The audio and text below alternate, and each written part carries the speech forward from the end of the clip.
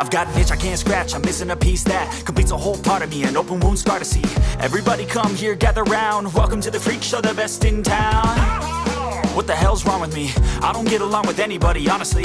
I've been living in my own head constantly, thoughts jumbled round, think I need a new lobotomy. Wait, all these thoughts are too negative, I don't wanna get lost in the sedative. Gotta show them what I got, I'm competitive. You know I'm about to go off, I won't let them win, I'll take a stab. I wanna chase a bag, I want a way I can change all the things I lack. I gotta face the facts, I got a taste in that, got me obsessed with the... First look, 2024 Aston Martin DB12. Aston Martin tastes the wheat. With a £234 million, CAD $393 million, cash injection from Geely and the best start to a Formula One season since the Aston Martin team's existence, Gaydon is now looking to create a new touring segment. When grand isn't enough, says Aston, the obvious thing to do is go super.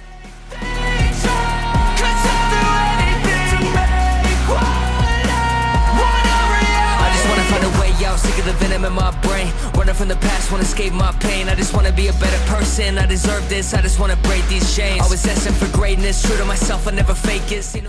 So what warrants this new, amazing, designation? Well, first of all, the numbers. More precisely, the engine number. Elevating the turbocharged 4.0-liter V8 to new heights, a bigger turbo, bigger cams, and boosted compression ratio, produces 670 horsepower and 590 pound-feet of torque. Impressively, maximum torque is available from 2,750 to 6,000 revolutions per minute peak horsepower. This is made even more evident by Aston's decision to use a shorter rear axle ratio for more doubling of torque, even if the engine isn't quite as relaxed at high revs as a Grand Tourer.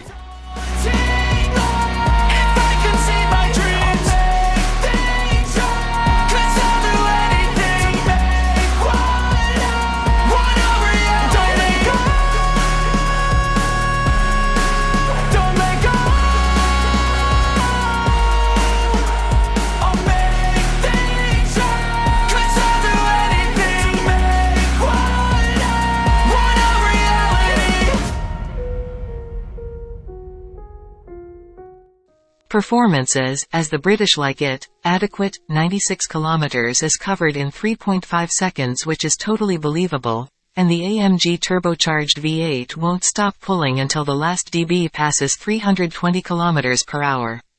To ensure all the superlatives don't just apply to the straights, Aston's 8-speed automatic was fitted, for the first time in a DB, to the electronically controlled rear differential. Its main advantage, says Aston, is the ability to go from fully open to 100% closed in milliseconds, all the better for drivers who want to manage all that torque as it threatens their rear Michelin.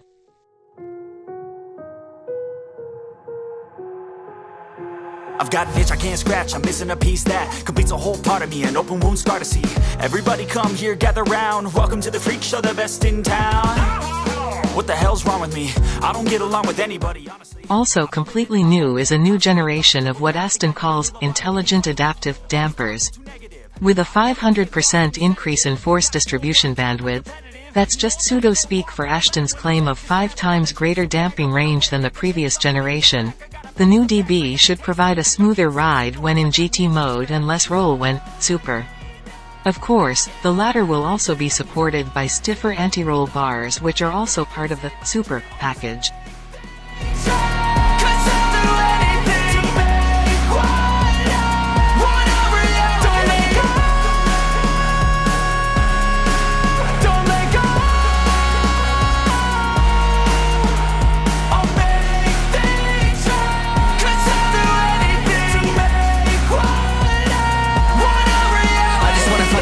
Sick of the venom in my brain, running from the past, wanna escape my pain. I just wanna be a better person, I deserve this, I just wanna break these chains. Always asking for greatness, true to myself, I never fake it. Seen too many once, I just so they get famous. And when I say the truth, most really can't take it. In spite of everything I've been through, I'ma make it. Fake friends, but on my downfall is toxic. Day one, started to outlaws for profit. Now all I do is write verses, no talking. All I do is put the work in, no option. This was everything I ever wanted, created a legacy. The company also says that the DB12's chassis is 7% more torque stiff than the previous DB11, and that the special implementation of electronically powered steering, with a non-isolated steering column, no less, produces superior steering feedback for the driver.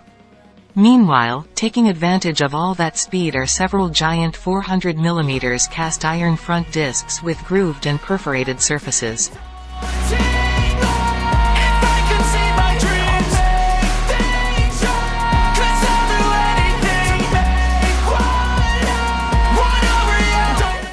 But, if you want the DB12 to be truly super, you should opt for a set of carbon ceramic brakes 410mm front, which not only withstands high temperatures but also reduces weight, all unsprung, by up to 27 kilograms. On the big side, Aston says the two custom flavors of the Michelin Pilot Sport 5S, front 275/35 R21 and front 315/30 R21, feature noise-dampening polyurethane foam inserts inside the carcass that reduce tire buzz by 20%. Think I need a new lobotomy. Wait, all these thoughts are too negative. I don't wanna get lost in the sedative. Gotta show them what I got, I'm competitive. You know I'm about to go off, I won't let them win. I'll take a stab, I wanna chase a bag. I wanna weigh, I can change all the things I lack. I gotta face the facts, I got a taste in that. Got me obsessed with the rest, I got an itch to scratch.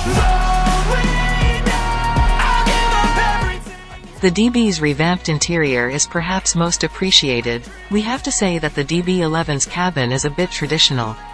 Like all Aston cabins, this one still flaunts aromatic scents and hand-stitched bridge leather and Alcantara trim.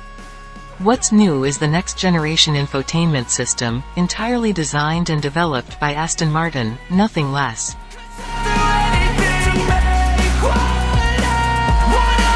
I just wanna find a way out, sick of the venom in my brain. Running from the past, wanna escape my pain. I just wanna be a better person. We'll let you know how the underdog British company handles the software wars when we drive the DB12 in a few weeks, but we do know that it supports wireless Apple CarPlay and Android Auto, and features a 10.25-inch 1970 by 720 touchscreen.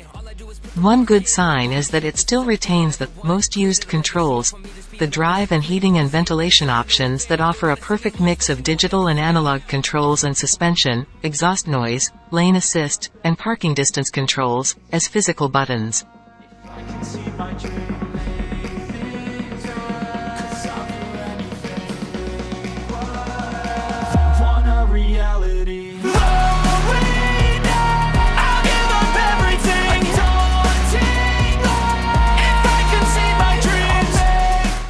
One small disappointment, considering how Aston pushed the DB12 as a super, rather than just a grand. The default audio system is a 390-watt system with just 11 speakers.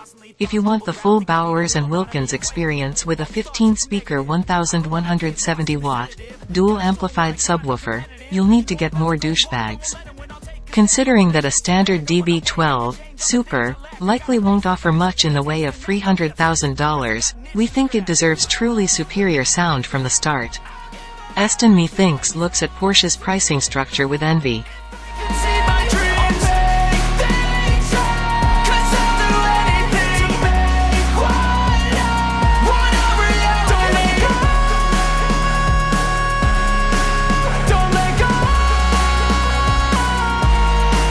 Another thing that's wrong with the new DB may actually be its Super Touring naming. Oh, that sure looks great. After all, majesty is the essence of ultra-luxury cars. However, if abbreviated as Grand Touring GT, the abbreviation has long been known to denote Aston Martin's supremacy. The Super Touring, however, became Street, the designation with which Ford's small hatchback is most synonymous.